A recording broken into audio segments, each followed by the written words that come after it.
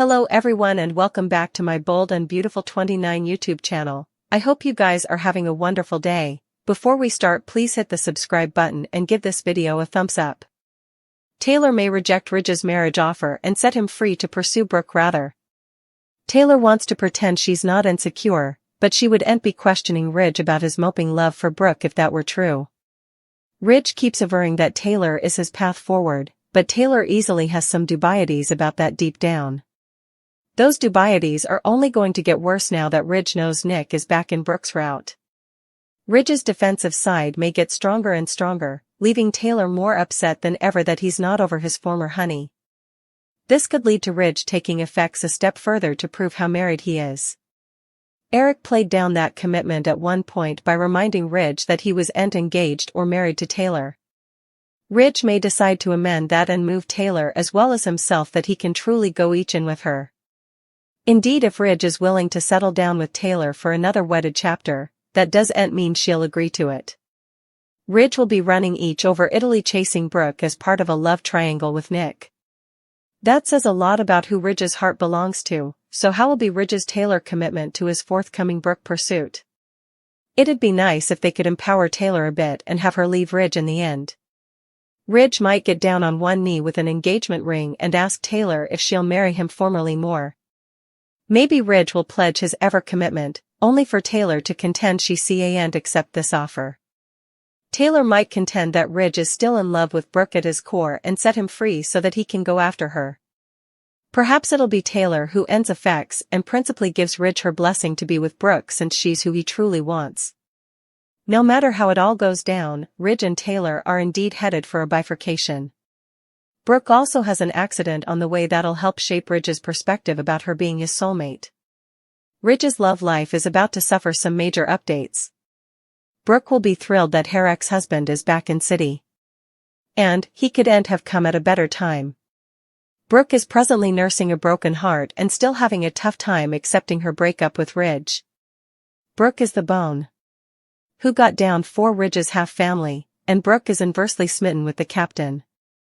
It won't be long before news gets around city that Nick is back, and Ridge isn't going to be a happy trailer.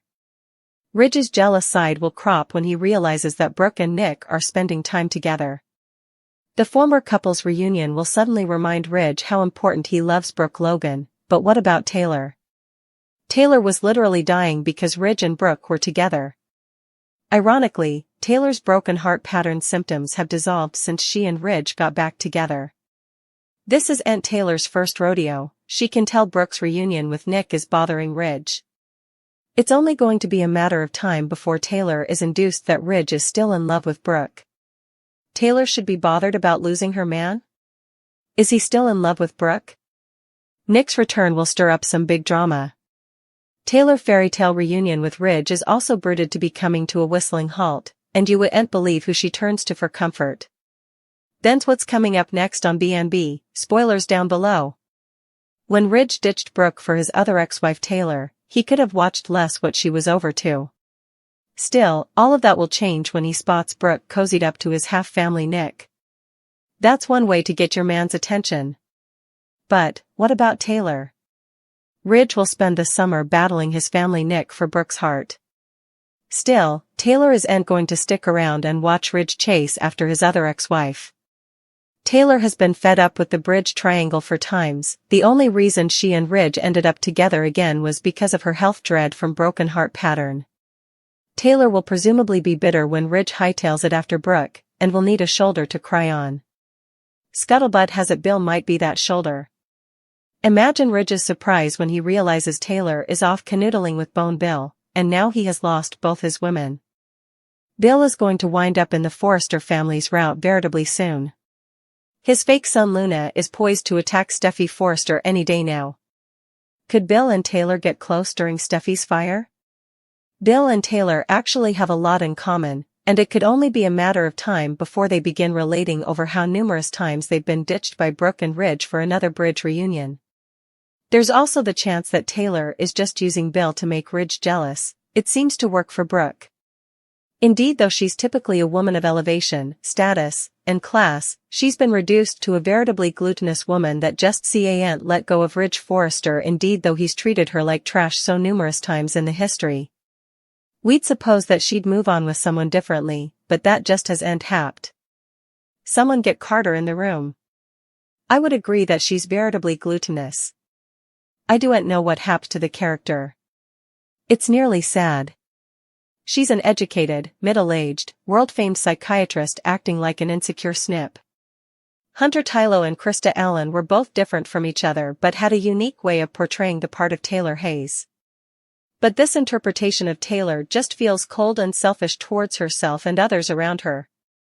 And also there was this comment as well: she's easily hovered by Brooke, or differently, she would ain't be constantly standing guard making sure Ridge is ain't spending any time with Brooke. Can the man just do his job? As much as I love my BF, I would not want him hanging around me while I'm working at my job all day. She's apparently a world-famed psychiatrist, so why is she no way at work but rather hanging around her Swain's job at a company she doesn't work for? Now we know where his son Steffi gets it from. Of course, we're talking about Ridge, as he just can't stop acting like a bully towards Hope. The Forrester Creations preemption didn't go as planned for Hope and Carter. And yes, Hope might have slept with further men than the average woman in this fictional city of Los Angeles, but that doesn't make her any different than anyone differently. Ridge keeps on bullying Hope and making her sense as though she's the absolute worst. He's also acting as though his own two children, which includes both Steffi and Thomas Forrester, haven't committed any horrible crimes in the once themselves, too. After everything his own son, Thomas, did, or he himself did in his own history, it's laughable how hypercritical and tone-righteous he is. But that's the Forrester way. Insincerity and sanctimony is each they know. Ridge is the worst.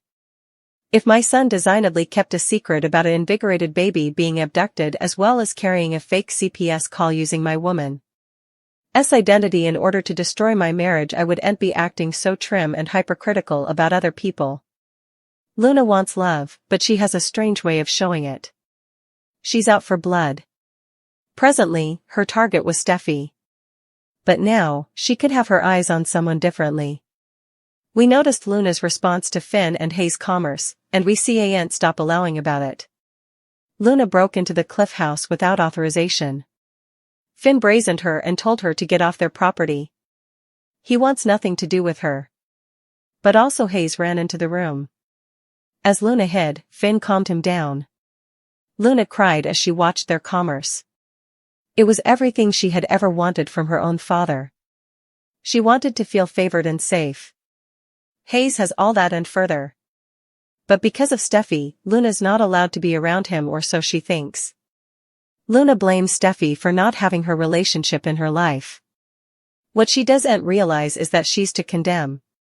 Luna is a cold thoroughbred killer who nearly ended Steffi's life. Plus, she killed 2 innocent men. That's grounds for junking from the Finnegan Hearthstone. Was she feeling shamefaced when she watched Finn and Hayes interact? If so, this would be a good time for her to redeem herself before she goes to the dark side. Unfortunately, it could be too late for that. She looked at a print of the 3 of them before she left. Luna's evil side re-emerged formally again. It didn't take long for her to snap. This could suggest that Luna will involve Hayes in her scheme. This time, she'll try to get vengeance on both Steffi and Finn. She formerly knows that Hayes gets fluently spooked, which she could use to her advantage. Also, she's presumably jealous of Hayes' relationship with Finn. He gets to have a father in his life. Luna's delusional mind is presumably allowing that if she can't have Finn, also Hayes can't have him moreover. We're agitated to see what will be next in this engaging plot.